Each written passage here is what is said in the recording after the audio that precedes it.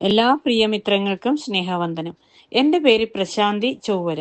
ഇന്ന് ഞാനിവിടെ പറയാൻ പോകുന്നത് ഒരു ആനക്കുട്ടിയുടെ കഥയാണ്. ഒരിടത്തൊരു കാട്ടിൽ കുറുമ്പനായ ഒരു ആനക്കുട്ടൻ ഉണ്ടായിരുന്നു. മറ്റു ചെറിയ മൃഗങ്ങളെ അവൻ വല്ലാതെ ഉപദ്രവിക്കും. അങ്ങനെ ഒരു ദിവസം കാട്ടിൽ കളിച്ചു നടക്കവേ ഒരു വലിയ മരക്കൊമ്പിൽ അവൻ ഒരു കുരുവിയുടെ കൂട് കണ്ടു. ഉടനെ തന്നെ അവൻ മരച്ചില്ല തുമ്പിക്കൈ കൊണ്ട് പിടിച്ച് കുലുക്കാൻ തുടങ്ങി. ആ കൂട്ടിൽ കുറെ മുട്ടകൾ ഉണ്ടായിരുന്നു. പാവം അമ്മക്കുരുവി.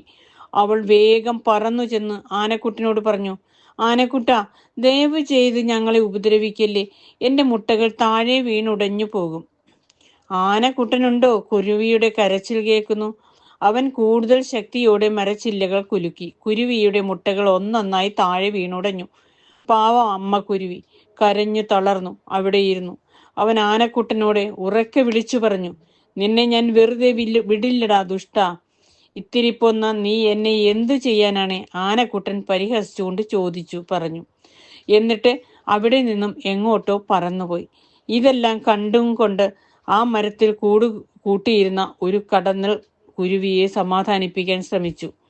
അമ്മക്കുരുവി ആ കടന്നലിനോട് പറഞ്ഞു, ദുഷ്ടനായ ആ ആനക്കുട്ടനോട് പകരം വീട്ടാൻ എന്നെ സഹായിക്കുമോ? ഞാൻ എന്ത് ചെയ്യാനാണ്? കടന്നൽ ചോദിച്ചു. എനിക്കൊരു ഉപായം തോന്നുന്നുണ്ട്, ഞാൻ പറയാം. അതിനു മുൻപ് നമുക്ക് ഒരാളുടെ സഹായം കൂടി ആവശ്യമുണ്ട്, കുരുവി പറഞ്ഞു. എന്നിട്ടവൾ അടുത്ത കുളത്തിൽ താമസിക്കുന്ന തവളച്ചേട്ടനെ പോയി കണ്ടു. സഹായം അഭ്യർത്ഥിച്ചു. തവളച്ചേട്ടൻ അവിടെ തന്നെ വേഗം തന്നെ കുരുവിയെ സഹായിക്കാമെന്നേറ്റു. അങ്ങനെ അമ്മക്കുരുവി തന്റെ കടന്നൽ കൂട്ടുകാരനെയും കൂട്ടി ആനക്കുട്ടൻ കളിക്കുന്ന സ്ഥലത്തെത്തി. അവിടെ എത്തിയതും കടന്നൽ കൂട്ടം തങ്ങളുടെ പണി തുടങ്ങി. അവർ ആനക്കുട്ടന്റെ കൂട്ടത്തോടെ ആക്രമിച്ചു. തലയിലും കണ്ണിലും കുത്തേറ്റ് കണ്ണ് കാണാൻ പോലും വയ്യാതെ ആനക്കുട്ടൻ പരക്കം പാഞ്ഞു. അപ്പോഴാണ് ദൂരെ നിന്ന് തവളച്ചേട്ടന്റെ കരച്ചിൽ കേൾക്കുന്നത്. ആനക്കുട്ടൻ വേഗം ആ ഭാഗത്തേക്ക് പാഞ്ഞു. തവള കരയുന്നിടത്തെ കുളമോ നദിയോ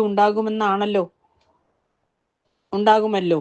വെള്ളത്തിൽ ചാടിയാൽ കടന്നൽ കൂട്ടത്തെ നിന്ന് രക്ഷപ്പെടാമെന്ന് വിചാരിച്ചു. തവളയുടെ കരച്ചിൽ കേട്ട സ്ഥലത്ത് പാഞ്ഞെത്തിയ ആനക്കുട്ടൻ അടിതെറ്റി വീണത് ഒരു കൊക്കയിലേക്കായിരുന്നു. അമ്മക്കുരുവി പറഞ്ഞനുസരിച്ച് ഒരു കൊക്കയുടെ വശത്തു നിന്നായിരുന്നു തവളച്ചേട്ടൻ കരഞ്ഞത്. കുറെ നേരം കഴിഞ്ഞ് മറ്റാനകൾ വന്ന് ആനക്കുട്ടനെ കൊക്കയിൽ നിന്ന് രക്ഷിച്ചു. വീഴ്ചയിൽ നല്ല പരിക്ക് പറ്റിയ ആനക്കുട്ടൻ അതോടെ ഒരു പാഠം കൂടി പഠിച്ചു. പിന്നെ അവൻ ആരെയും ഉപദ്രവിച്ചിട്ടില്ല. എല്ലാവർക്കും ആനക്കുട്ടിയുടെ കഥ ഇഷ്ടപ്പെട്ടല്ലോ. ആരെയും ഉപദ്രവിക്കാതിരിക്കുക.